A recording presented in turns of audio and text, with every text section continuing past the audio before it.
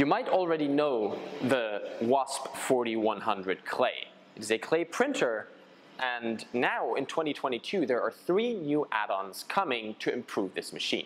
First up, it's this whole heated cartridge system in order to enable it to print industrial clay, which is a really interesting application.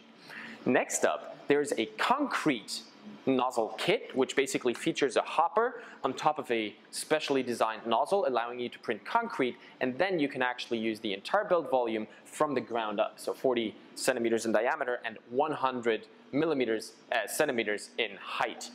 And then the third upgrade there is a continuous feeding system for the regular clay, where there's kind of a separate mixer next to the machine that you can continuously feed with a pre-mixed clay mixture, and then it pumps that with a special screw into the print head, allowing you to continuously print very, very large models out of clay.